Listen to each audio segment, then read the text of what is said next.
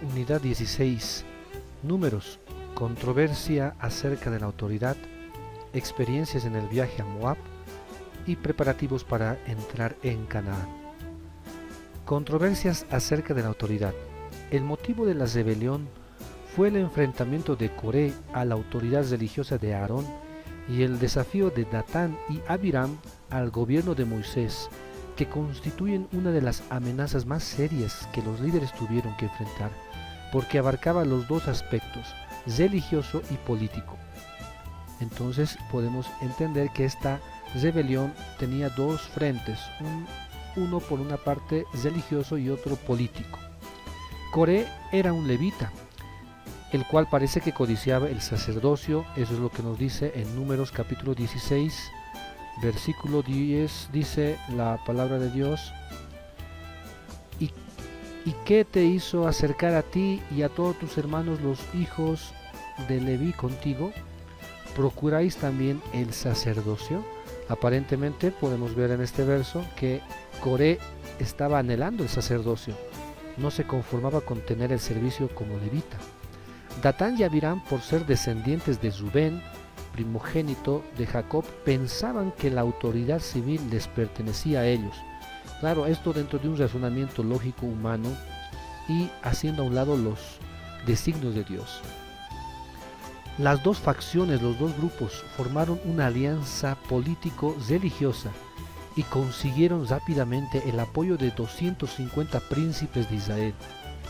Y estos denunciaban que Moisés y Aarón se habían aferrado a los puestos de autoridad por tiempo indefinido.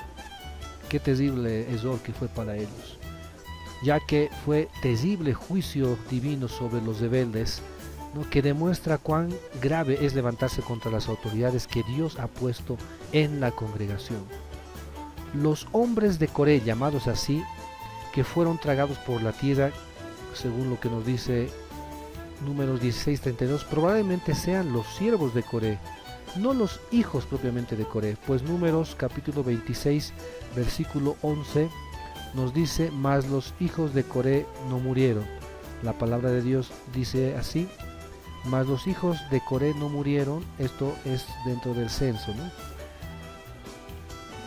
La vara de Aarón reverdeció como señal de Dios al pueblo.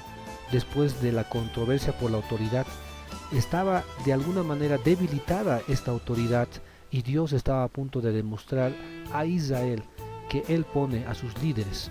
La vara era tenida como símbolo de autoridad y preeminencia, era un cetro. Puesto que la vara no podía reverdecer de por sí mismo, la prueba demostró que el sacerdocio de Aarón no se basaba sobre sus dones naturales en la misma persona, sino sobre la elección divina. Es decir, que Dios escogió a Aarón, a su familia y también a la tribu de Leví para que se puedan dedicar al servicio del tabernáculo, pero principalmente a Aarón al servicio del sacerdocio.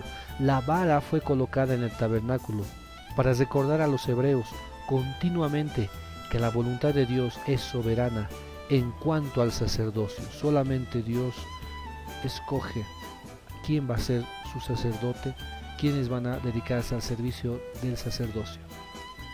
El pecado de Moisés y Aarón. Dios le había dado la instrucción de hablar a la roca, a Moisés, de la cual saldría agua, pero Moisés perdió la paciencia y se airó. En vez de hablar a la roca, le habló con enojo al pueblo y luego golpeó la roca 2 veces. No solamente desobedeció a Dios, sino que se arrogó a sí mismo el poder de obrar milagros, diciendo, esto es lo que dijo en sí mismo Moisés: os hemos de hacer salir aguas. Por lo tanto no santificó a Dios. Esto nos muestra en Números capítulo 27, versículo 14, dice la palabra de Dios: pues fuisteis rebeldes a mi mandato en el desierto de Sin, en la rencilla de la congregación, no santificándome en las aguas a ojos de ellos. Estas son las aguas de la rencilla de Cades en el desierto de Sin. Edom no permite el paso. Edom negó a Israel el paso por su tierra. Probablemente consideraba Edom peligroso para su seguridad nacional la entrada de una multitud tan grande. Al decir Israel tu hermano, en el capítulo 20, verso 14, dice la palabra de Dios, envió Moisés embajadores al rey de Edom desde Cades diciendo, así dice Israel tu hermano, tú has sabido todo el trabajo que nos ha venido. Bueno, cuando le llama hermano, es que, esgrimieron el argumento de parentesco de razas que ciertamente existía, puesto que habían sido hermanos mellizos, Esaú y Jacob, ya que Edom son los descendientes de Esaú y aquí Israel son los descendientes de Jacob. La serpiente de bronce. Desanimados por las dificultades del viaje, los israelitas volvieron a murmurar. Dios los castigó enviando serpientes ardientes y venenosas que los mordieron. Los israelitas se dieron cuenta de su pecado y pidieron a Moisés que intercediera por ellos. El antídoto indicado por Dios fue la serpiente de bronce. La imagen de la serpiente muerta levantada en el palo simboliza la destrucción del pecado y del castigo de la ley originada por Satanás.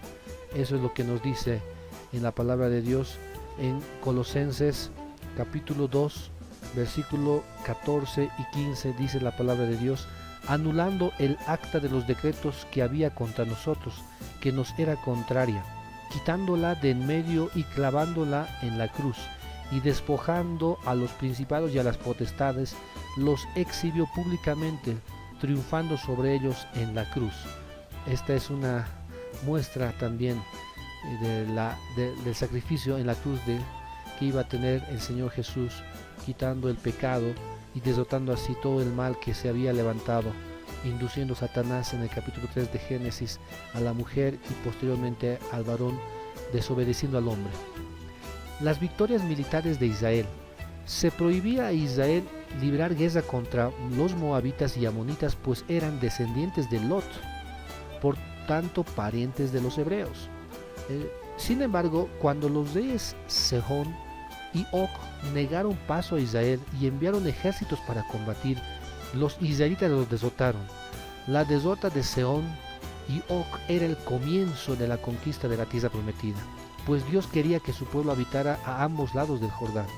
Los cananeos se llenaron de terror al darse cuenta de que Jehová les quitaría Canaán para luego entregarlo a los israelitas. Balaam. Balac temía a los israelitas, este era un rey, y de acuerdo con los madianitas envió a Balaam el mensaje de que viniera a maldecir a Israel. Al principio Balaam, como un personaje ahí del Antiguo Testamento que no se conoce qué función tenía, aparentemente era alguien que tenía cierta relación con Dios, pero también al mismo tiempo tenía algunas prácticas que no eran propiamente de un profeta de Dios. Al principio Balaam se niega a ir con la delegación de Balac porque Dios le había prohibido maldecir a Israel. Esa es la primera consulta que hizo Balaam, pues era pueblo bendito y no podía maldecirlo. Pero al ver la segunda delegación compuesta de personajes importantes, nuevamente Balaam preguntó a Dios, pues deseaba maldecir a Israel para recibir la paga de Balac. Esta vez, en esta segunda oportunidad, Dios le dio permiso para acompañar a los mensajeros del rey, pero con la condición de que haría lo que Jehová le dijere solamente, y tuvo que comprenderlo a través de su asna cuando le habla, cuando se puede dar cuenta de su obstinación de querer maldecir a Israel. Pero Balaam entenderá que solo va a poder pronunciar lo que Dios le va a decir. El segundo censo indicó que el número total de los israelitas, a diferencia del primer censo, no había disminuido mucho. Después de las muertes en estos 38 años, después del fracaso que hubo en Cades Barnea, 2.000 hombres menos que el primer censo hacía 39 años aproximadamente. Así que el pueblo de Israel no se había disminuido por las muertes en el desierto, sino que había una generación que se había mantenido, que había nacido también durante estos años. Leyes sobre las herencias. En caso de no haber herederos varones en una familia, las hijas del difunto tendrían derecho a heredar las tierras de sus padres. Nombramiento del sucesor de Moisés. Se sometió Moisés al juicio de Dios sin pensar en sí mismo. Su única solicitud fue por el bienestar del pueblo y especialmente porque Dios designara un dirigente que fuera un verdadero pastor para el rebaño. Eso es lo que nos dice en Números capítulo 27 versículos 16 y 17.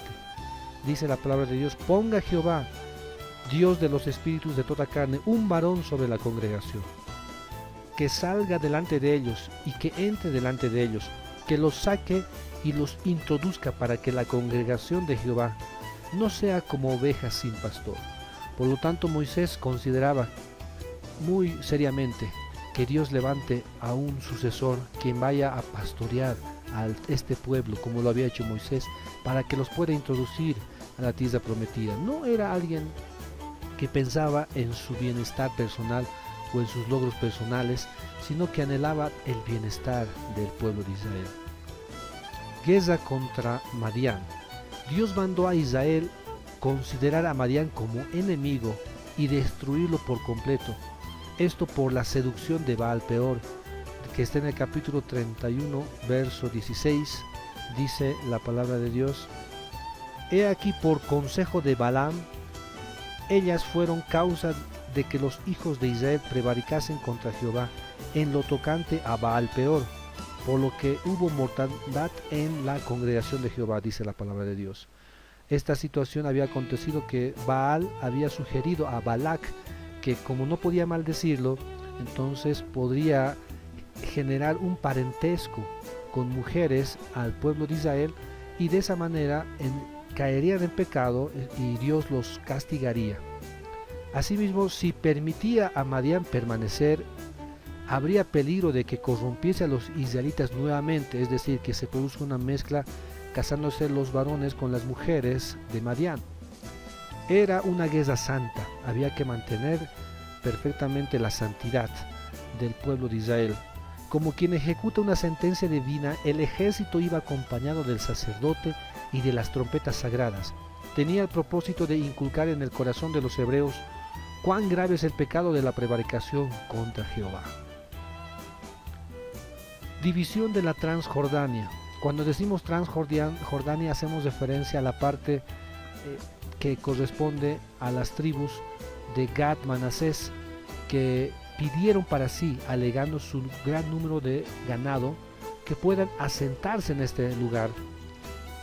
Aunque Dios les había liberado de Egipto y les había prometido una heredad en Canaán, no estaban dispuestos a dejar la elección a su terreno en las manos divinas.